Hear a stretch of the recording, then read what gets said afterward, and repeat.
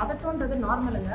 எல்லாருக்கும் பதட்டம் இருக்கணும். அது நம்மளை பத்தி ஏதாவது முக்கியமா நினைச்சுப்பாங்களோ, நம்ம உண்மை தெரியாத நினைச்சுப்பாங்களோ, நம்மளை முட்டாள்னு நினைச்சுப்பாங்களோ, என்ன பண்ணாலுமே ஐயோ நம்மளை பத்தி என்ன நினைச்சுப்பாங்க, ஒரு மாதிரி அவங்களுக்கு ஒரு இரிட்டேஷன் இருக்கும். அப்படி மசில்ஸ் எல்லாம் ஒரே டென்ஷனா இருக்கும். தூக்கம் கூட சம்டைம்ஸ் பாதிக்கிறான். ஒருத்தர் வந்து பிபி மிஷின் அவரோட டேபிளே வச்சு டெய்லி செக் பண்ணி அந்த பதட்டத்திலேயே வந்து பிபி இன்க்ரீஸ் ஆயிடுச்சு. பதட்டம் அப்படின்றது ஒரு நார்மலான ஒரு உணர்ச்சி. ஆனா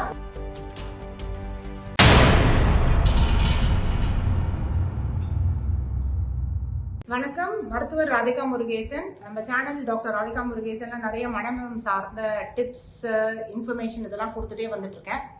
இப்ப நிறைய பேர் வந்து பதட்டம் அதிகமா இருக்கு அப்படின்னு சொல்லிட்டு இருக்காங்க. பதட்டம்ன்றது நார்மலுங்க. எல்லாருக்கும் பதட்டம் இருக்கணும். அது நார்மலான எமோஷனு.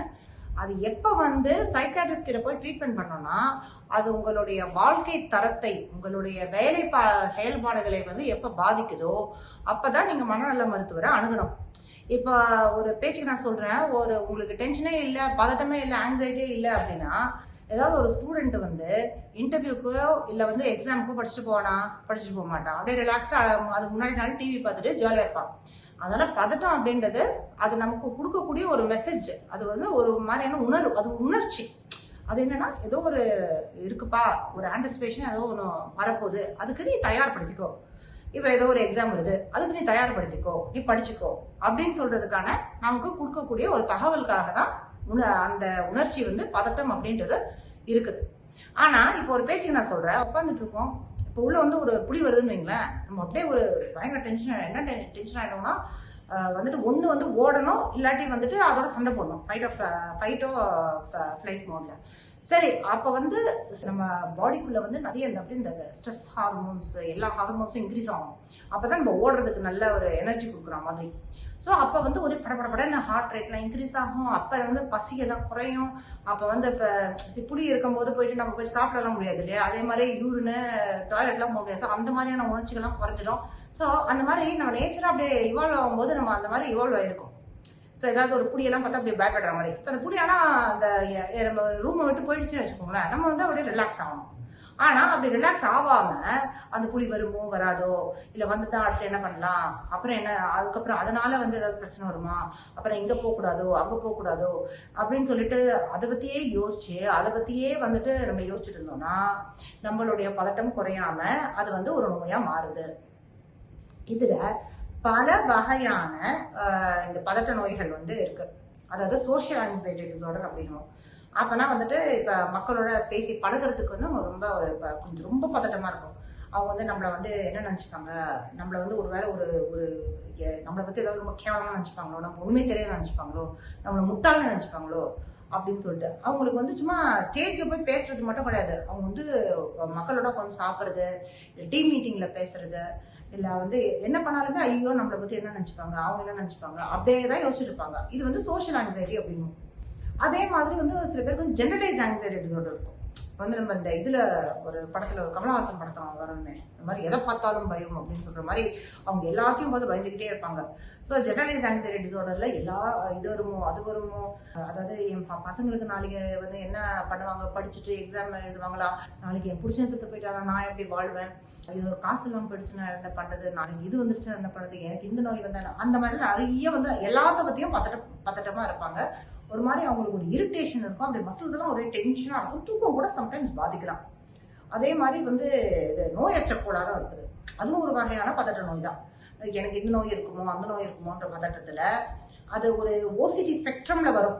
ஓசிடின்னு சொல்ல முடியாது, ஆனா அந்த மாதிரியான அதே மாதிரிதான் நம்ம ட்ரீட் பண்ணுவோம். ஏன்னா அவங்க திருப்பி வந்து போயிட்டு செக் பண்ணுவாங்க. தன் உடல் நல்லா இருக்குன்னு சொல்லி டாக்டர் சொன்னா கூட நம்பாம அது கொண்டு போயிட்டு பல டாக்டர்ஸை பாக்குறது, திருப்பி ஏதாவது ஒரு சின்ன ஒரு கட்டி இருந்தா அதையே செக் பண்ணிட்டு இருக்கிறது, இல்லாட்டி ஏதாவது ஒரு பாடி டெம்பரேச்சரோ இல்லை வந்து ஏதோ இருந்ததுன்னா அதையே, பிபி இருந்ததுன்னா சொல்றேன் ஒரு பேச்சுக்கு, ஒருத்தர் வந்து பிபி மிஷின் அவரோட டேபிள்லயே வச்சுட்டு டெய்லி செக் பண்ணி அந்த பதட்டத்திலேயே வந்து பிபி இன்க்ரீஸ் ஆயிடுச்சு. அந்த மாதிரி எல்லாம் இருக்குது. ஸோ இந்த மாதிரி பல வகையான பதட்ட நோய்கள் இருக்குது.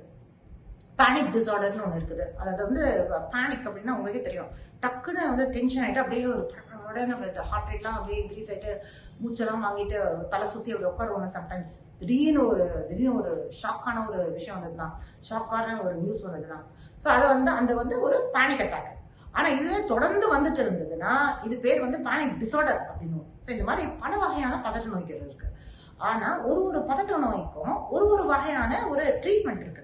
ஸோ வந்து என்னன்னா எல்லா பதட்ட நோய்க்கும் ஒரே மாதிரி மாத்திரைகள் கொடுக்கறது இல்லை, அதே மாதிரி ஒரே வகையான பேச்சு சிகிச்சைகளை கொடுக்கறது இல்லை. இப்ப இவங்களுக்கு பாத்தீங்கன்னா அவங்களுடைய சிந்தனைகள் வந்து எல்லாமே ரொம்ப எதிர்மறையா இருக்கும். எப்போதுமே வந்து ஒரு மாதிரி ஒரு எல்லாத்த பத்தியுமே வரி பண்ற மாதிரி, எல்லாத்த பத்தியுமே ரொம்ப வந்து நெகட்டிவா எதிர்மறையா யோசிக்கிற சிந்தனைகள் இருக்கும். அந்த சிந்தனைகளை மாத்துறதுக்கு சில வழிமுறைகளை கற்றுக் கொடுப்போம். அதே மாதிரி அவங்களுக்கு எக்ஸசைஸ், அதாவது உடற்பயிற்சி அப்படின்றது அவங்களுடைய லைஃப் லைன். அவங்க எந்த அளவுக்கு உடற்பயிற்சி பண்றாங்களோ அந்த அளவுக்கு வந்து அவங்க ரிலாக்ஸ்டா இருப்பாங்க. அதே மாதிரி உணவுல வந்து சில கட்டுப்பாடுகள், அதாவது தேவையில்லாத இந்த ஜங்க் ஃபுட்டு இதெல்லாம் அவாய்ட் பண்ணிட்டு ஹெல்த்தி ஃபுட்டு சாப்பிடுறது, எக்ஸசைஸ் ரெகுலரா பண்றது, அதே மாதிரி அவங்களுக்கு நிறைய ஃப்ரெண்ட்ஸ் வச்சுக்கிறது, வெளியில போறது, ஏதாவது ஹாபி எடுத்து பண்றது. ஸோ இந்த மாதிரியான விஷயங்கள் பண்ண பண்ண பண்ண பண்ண அவங்க வந்து பாசிட்டிவ் எக்ஸ்பீரியன்சஸை வந்து அவங்க அக்யூமுலேட் பண்றாங்க. அந்த பாசிட்டிவ் எக்ஸ்பீரியன்ஸ்ல அக்யூமுலேட் ஆகும்போது நம்ம பதட்டம் வந்து கொஞ்சம் குறையும்.